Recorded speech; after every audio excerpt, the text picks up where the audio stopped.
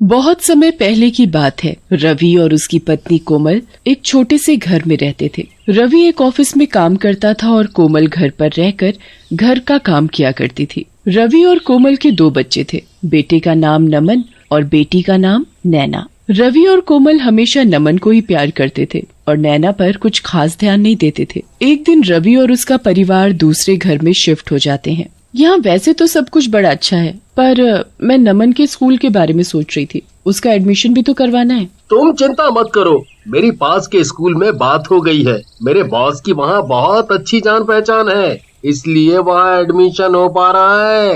वरना यहाँ तो एडमिशन करवाना बहुत ही मुश्किल है। हाँ, पर एक ही बच्चे का एडमिशन हो सकता है। हाँ, तो नमन का एडमिशन करवा देंगे। और मैं कौन से स्कूल में पढ़ूंगी माँ? ओह हो, बड़ी आई पढ़ने वाली। पढ़ लिख कर कोई डॉक्टर नहीं बन जाएगी तू। आखिर एक दिन शादी करके अपने घर ही जाना है तुझे, समझी? नैना बहुत रोती है, पर कोई भी उसकी बात सुनने को तैयार नहीं होता। कुछ दिन बाद से नमन नए स्कूल में जाना शुरू कर देता है। एक सुबह वो स्कूल के लिए निकल ही रहा होता है कि तभी नैना उसके कमरे में आती है। देख, मेरा नया बैग, नई बोतल। तुझे पता है मेरा स्कूल कितना सुंदर है, कितने सारे झूले हैं वहाँ। सच्ची? कितना मजा आता होगा ना स्कूल में। मैडम कितना अच्छा पढ़ाती होंगी। चल पागल, पढ़ना किसको अच्छा लगता है? मुझे तो बस वहाँ झूलों पर झूलना और बच्चों के साथ खेलना पसंद है। ये तुम कैसी बात कर रहे हो भैया? पता है पापा कितनी मुश्किल से तुम्हारी पढ़ाई का खर्चा उठा रहे हैं और तुम ऐसी बातें कर रहे हो। मैं तुझे जो बोल रहा हूँ तू बस अपने तक रखना, समझी? वरना मम्मी से तेरी शिकायत कर दूंगा और तुझे तो पता ही है फिर मम्मी तेरा क्या हाल करेगी। तभी वहाँ कोमल आ जाती है। कितनी देर हो गई नमन? चलो जल्दी स्कूल जाओ वरना बस निकल जाएगी। नमन स्कूल के लिए निकल जाता है। नैना पूरा दिन अपनी माँ के साथ घर के कामों में ही हाथ बटाती रहती है। उसे स्कूल न जाने का बड़ा ही दुख होता था, पर वो कुछ भी नहीं कर सकती थी। एक रात नैना को नींद नहीं आ रही होती, तो वो खिड़की पर जाकर खड़ी हो जाती है और बाहर की ठंडी हवा ले रही होती है। नैना खड़ी खड़ी स्कूल के बारे में सोच ही रही होती है कि तभी उसे आवाज आती है, B80 बैट, C80 कैट। अरे, ये इतनी रात में बच्चों के पढ़ने की आवाज कहाँ से आ रही है? नैना और ध्यान से लगाकर सुनने की कोशिश करती है, तो इस बार फिर से उसे आवाज आती है, चलो बच्चों, अब अपनी हिंदी की कॉपी निकालो, मैं आज तुम सबको एक कहानी सुनाऊंगी। अरे, ये तो किसी टीचर की आवाज है जो बच्चों को पढ़ा रही है। पर इतनी रात में कौन सी टीचर बच्चों को पढ़ा रही है? नैना इधर उधर देखती है तो उसे थोड़ी दूर पर एक बिल्डिंग दिखती है जिसकी एक खिड़की से लाइट आ रही होती है और उसी खिड़की से बच्चों और टीचर की आवाजें भी आ रही होती हैं। अच्छा, ये आवाजें यहाँ से आ रही हैं, पर इतनी रात में मुझे जाकर देखना चाहिए। नैना बिना डरे चुपचाप घर के बाहर निकल पड़ती है और उस बिल्डिंग के पास जाती है। बिल्डिंग पर विद्यालय लिखा होता है। नैना बिना सोचे समझे स्कूल के अंदर घुस जाती है। अंदर एक अजीब शक्ल की औरत रिसेप्शन पर बैठी होती है। तुम्हारी क्लास कब से शुरू हो गई है? चलो जल्दी जाओ और कल से लेट मत आना। मेरी क्लास? पर मैं तो यहाँ पहली बार आई हूँ। कोई नहीं, चलकर देख ही लेती हो। नैना ऊपर जाती है तो वहाँ एक मैडम हाथ में फाइल लेकर घूम रही होती है। चलो जल्दी जाओ क्लास में, वरना मैम बहुत गुस्सा करेंगी। पर मैं तो बातें बाद में करना, चलो भी क्लास में जाओ। नैना को कुछ समझ नहीं आ रहा होता कि आखिर उसके साथ ये क्या हो रहा है। वो पहली बार स्कूल में आई है और सब लोग उसके साथ ऐसा व्यवहार कर रहे हैं जैसे वो उसी स्कूल की बच्ची है। नैना क्लास में घुसती है तो उसकी आंखें फटी की फटी रह जाती हैं। वहाँ एक चुड़ैल भूतिया बच्चों को पढ़ा रही होती है। नैना जोर से चिल्लाती है, आ बचाओ! शोर मत मचाओ, दिख नहीं रहा बच्चे टेस्ट कर रहे हैं और तुम इतनी देर से क्यों आई हो? चलो अब अंदर आकर बैठो और कल से लेट मत आना। नैना को कुछ समझ नहीं आ रहा होता कि वो क्या करे। उसकी डर के मारे वहाँ से भागने की भी हिम्मत नहीं हो रही होती। अब क्या बाहर ही खड़े रहना है? बोला ना अंदर आकर बैठो, चलो जल्दी आओ। जी मैडम। नैना चुपचाप एक खाली सीट देखकर वहाँ बैठ जाती है। नैना की सीट पर पहले से ही एक नया बैग, उसमें नई नई किताबें, नई बोतल और बहुत सी चीज होती है।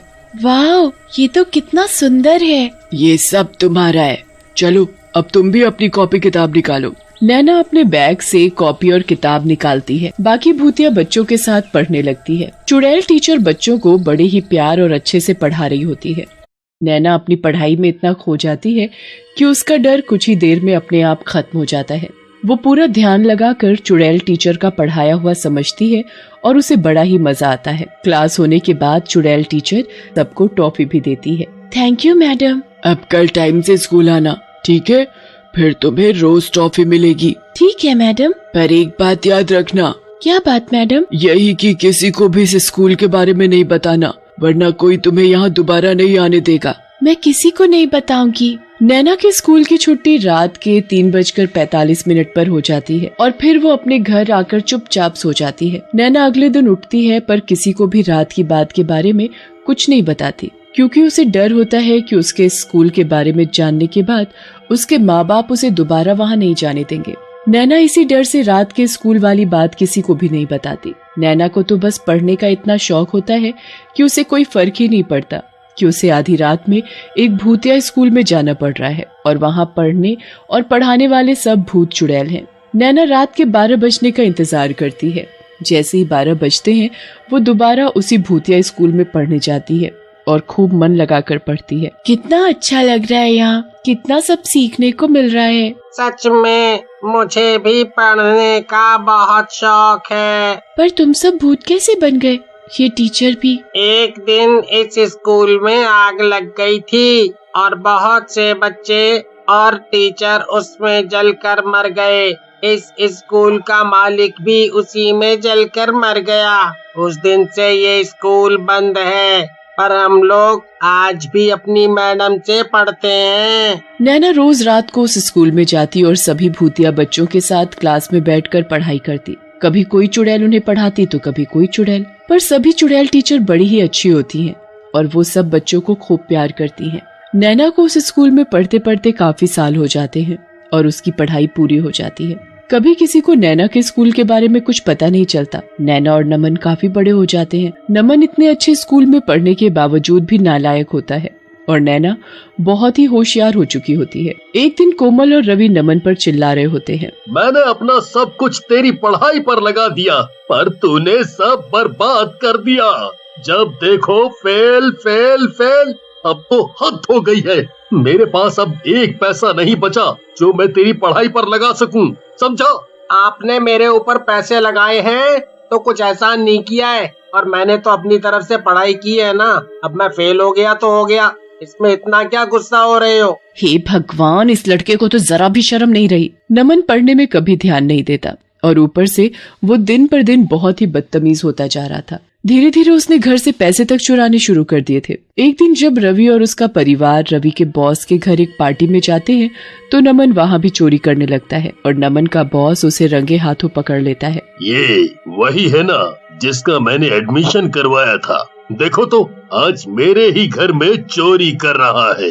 रवि, तुम्हें कल से ऑफिस आने की कोई जरूरत नहीं है, समझे? सर, मेरी क्या गलती है? मैं चोर के बाप को नौकरी पर नहीं रख सकता, अंडरस्टूड? नमन की हरकत की वजह से रवि की नौकरी चली जाती है। कुछ ही समय में वो लोग सड़क पर आ जाते हैं। उनके घर में खाने को एक दाना भी नहीं होता। नैना को ये सब देखकर बहुत दुख होता है। वो आस पड़ोस के बच्चों को पढ़ाने लगती है और घर का खर्चा चलाने लगती है। जब ये बात रवि और कोमल को पता लगती है कि उनकी बेटी नैना बच्चों को पढ़ाती है तो वो बड़े हैरान होते हैं। नैना तो कभी स्कूल ही नहीं गई, तो फिर वो दूसरे बच्चों को कैसे पढ़ा सकती है? यही बात सोच सोच कर तो मैं भी परेशान हूँ। एक दिन रवि और कोमल नैना से ये बात पूछते हैं, पर वो बताने से हिचकिचाती है कि उसने इतनी पढ़ाई आखिर कहाँ से की। कोमल नैना के पीछे ही पड़ जाती है और नैना को सब सच बताना पड़ता है। नैना की बात सुनकर रवि और कोमल दंग रह जाते हैं। तुम पढ़ने के लिए आधी रात में भूतों के स्कूल में पढ़ती थी। ये सब हमारी गलती है। हमने कभी तुम्हारी पढ़ाई को अहमियत नहीं दी, जबकि तुम्हारे अंदर पढ़ने की कितनी लगन थी।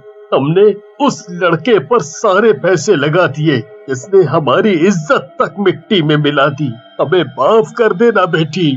रवि और कोमल को अपनी गलती का एहसास होता है। नैना उसके बाद कभी उस भूतिया स्कूल में दोबारा नहीं जाती, पर वहाँ की टीचरों को हमेशा दिल से धन्यवाद करती है।